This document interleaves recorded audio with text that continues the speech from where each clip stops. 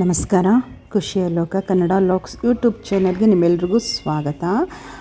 ಪಡ್ಡನ್ನ ಮಾಡ್ತಾಯಿದ್ದೀನಿ. ಇವತ್ತು ಟಿಫನ್ಗೆ ಬಂದು ಪಡ್ಡು ಅಂದರೆ ನೆನ್ನೆ ಇಡ್ಲಿ ಹಿಟ್ಟಿಂದ ನಾನು ಮಾರನೆಗೆ ಪಡ್ಡನ್ನ ಮಾಡುವಂಥದ್ದನ್ನು ಮಾಡ್ತಾಯಿದ್ದೀನಿ.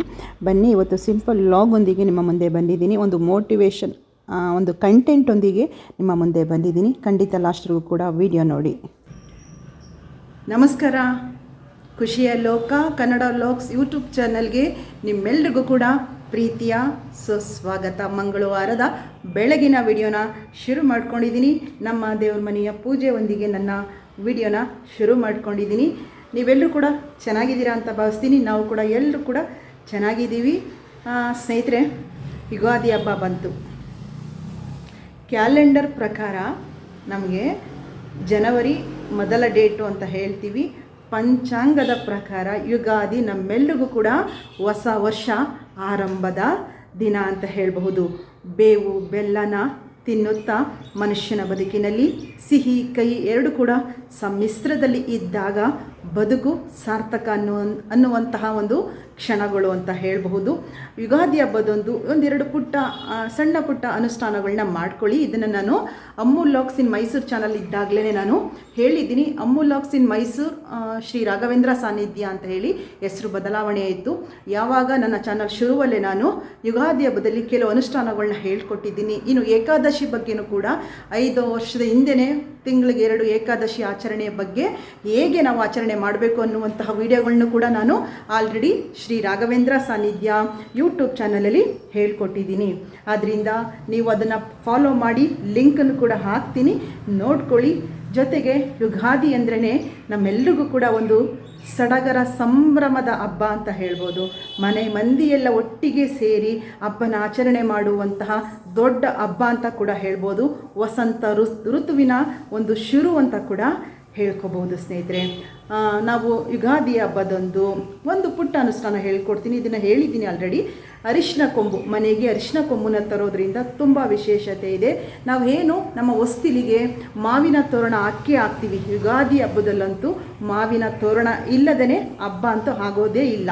ಆ ರೀತಿ ಇದ್ದಾಗ ಏನು ಮಾವಿನ ತೋರಣ ಮಾಡ್ತೀವೋ ಹಾಗೆ ಅರಿಶಿನ ಕೊಂಬಿಂದ ಕೂಡ ತೋರಣನ ಮಾಡಿ ನಮ್ಮ ಹೊಸ್ತಿಲಿಗೆ ಹಾಕುವಂಥದ್ದನ್ನು ಮಾಡ್ಕೊಳ್ಳೋದ್ರಿಂದ ತುಂಬಾ ವಿಶೇಷವಾದ ಒಂದು ಫಲನ ನಾವು ಪಡ್ಕೋಬಹುದು. ಅಂದರೆ 9 ತಗೊಳ್ಳಿ, 11 ತಗೊಳ್ಳಿ, ಇಲ್ಲ ಅಂತೇಳಿದರೆ 16 ಇಲ್ಲ 21 ಅರಿಶಿನ ಕೊಂಬು ಇರೋ ಥರ ನೋಡ್ಕೊಳ್ಳಿ. ತಗೊಂಡು ನೀವು ಹಸಿ ದಾರದಲ್ಲಿ ನೀವು ಅದನ್ನು ಒಂದಿಷ್ಟು ಗ್ಯಾಪ್ ಬಿಟ್ಟು ಲೈನಕ್ಕೆ ಹಸಿ ದಾರದಲ್ಲಿ ಕಟ್ಬಿಟ್ಟು ತೋರಣನ ಹಾಕುವಂಥದ್ದನ್ನು ಮಾಡ್ಕೊಳ್ಳಿ. ಇನ್ನೊಂದು ಅನುಷ್ಠಾನ, ಅಷ್ಟೇ ಅದ್ಭುತವಾದ ಅನುಷ್ಠಾನ. ನಮ್ಮ ಮುಖ್ಯ ದ್ವಾರದ ಬಾಗಿಲಿರುತ್ತಲ್ಲ, ಬಾಗಿಲಿಗೆ ಗಂಧ ಮತ್ತು ಅರಿಶಿನ ಮಿಶ್ರಿತ ಮಾಡಿಕೊಂಡು ಸ್ವಸ್ತಿಕ್ ಬರೆಯುವಂಥದ್ದನ್ನು ಮಾಡ್ಕೊಳ್ಳಿ. ತ್ರಿಶೂಲ ಬರೆಯುವಂಥದ್ದು, ಜೊತೆಗೆ ಓಂ ಬರೆಯುವಂಥದ್ದನ್ನು ಮಾಡಿ.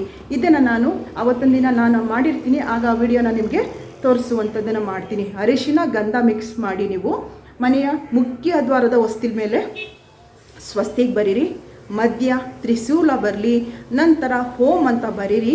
ತುಂಬಾ ಪಾಸಿಟಿವ್ ಆಗಿರುತ್ತೆ ನಮ್ಮ ಮನೆಯ ಒಂದು ವಾತಾವರಣ ಅಂತ ಹೇಳಬಹುದು. ಇವೆಲ್ಲ ಒಂದು ಶಕ್ತಿ ತಂದುಕೊಡುತ್ತೆ. ಇದರಿಂದ ನಾವು ಪಡ್ಕೊಳ್ಳೋದು ತುಂಬ ಇದೆ ಅಂತ ಕೂಡ ಹೇಳ್ಬೋದು. ಸ್ನೇಹಿತರೆ, ಈ ಅನುಷ್ಠಾನನ ಯುಗಾದಿ ಹಬ್ಬದಂದು ತಪ್ಪದೇ ಮಾಡ್ಕೊಳ್ಳಿ. ಎಲ್ರಿಗೂ ಕೂಡ ಯುಗಾದಿ ಎಲ್ರಿಗೂ ಹೊಸತನ್ನು ತರಲಿ, ಎಲ್ರಿಗೂ ಕೂಡ ಖುಷಿ ಕೊಡುವಂಥ ವಿಷಯಗಳನ್ನ ಶೇರ್ ಮಾಡುವಂಥದ್ದಾಗಲಿ. ವರ್ಷಕ್ಕೊಂದು ಹಬ್ಬ, ವರ್ಷಕ್ಕೆ ಮೊದಲ ಹಬ್ಬ, ಈಗೆಲ್ಲ ಹೇಳ್ತೀವಿ.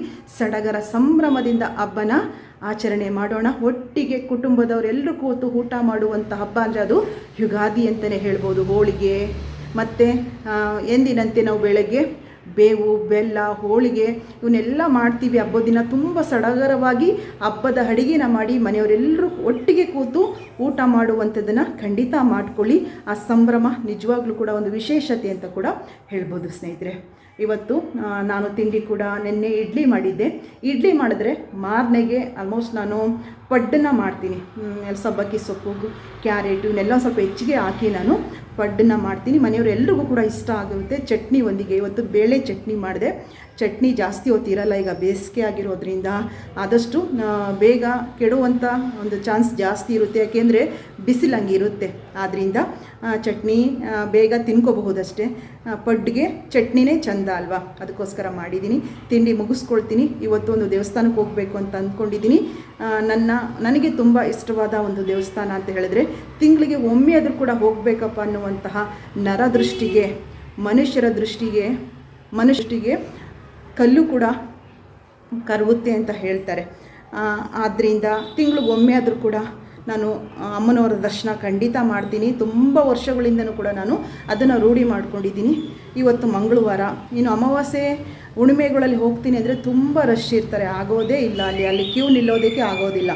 ಇವತ್ತು ಮಂಗಳವಾರ ನಮ್ಮ ಮನೆಯವ್ರಿಗೆ ಹೇಳಿದೆ ಹೋಗಿ ಬರೋಣ ಬನ್ನಿ ಅಂತ ಹೇಳಿ.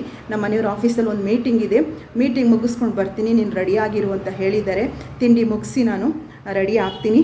ಆ ವಿಡಿಯೋ ತೊಗೊಳ್ತೀನಿ, ಅದನ್ನು ನಾಳಿನ ವಿಡಿಯೋದಲ್ಲಿ ಆದರೆ ನಾನು ನಿಮ್ಮ ಮುಂದೆ ಶೇರ್ ಮಾಡುವಂಥದ್ದನ್ನು ಖಂಡಿತ ಮಾಡ್ತೀನಿ. ಇವತ್ತಿನ ಪುಟ್ಟದಾದ ನನ್ನ ಡೈಲಿ ವ್ಲಾಗ್ ನಿಮಗೆ ಖಂಡಿತ ಇಷ್ಟ ಆಗಿರುತ್ತೆ ಅಂತ ಅಂದ್ಕೊಳ್ತೀನಿ. ಯಾಕೆಂದರೆ ಕಂಟೆಂಟೊಂದಿಗೂ ಕೂಡ ಬಂದಿದ್ದೀನಿ. ಏನು ಅನ್ನಿಸ್ತು ಅನ್ನೋದನ್ನು ತಪ್ಪದೆ ನನಗೆ ತಿಳಿಸಿ. ಹಾಗೂ ಚಾನಲ್ಗೆ ಮೊದಲ ಬಾರಿಗೆ ಬಂದಿದ್ದರೆ ಸಬ್ಸ್ಕ್ರೈಬ್ ಮಾಡ್ಕೊಳ್ಳಿ, ಪಕ್ಕದಲ್ಲೇ ಬರುವಂತಹ ಬೆಲ್ ಬಟನ್ ಪ್ರೆಸ್ ಮಾಡಿ, ಲೈಕ್ ಮಾಡಿ, ಶೇರ್ ಮಾಡಿ. ಜೊತೆಗೆ ತಪ್ಪದೆ ನಿಮ್ಮೆಲ್ಲರ ಅಭಿಪ್ರಾಯಗಳನ್ನ ಸಹ ಕಮೆಂಟ್ ಬಾಕ್ಸಲ್ಲಿ ನನಗೆ ತಿಳಿಸಿ.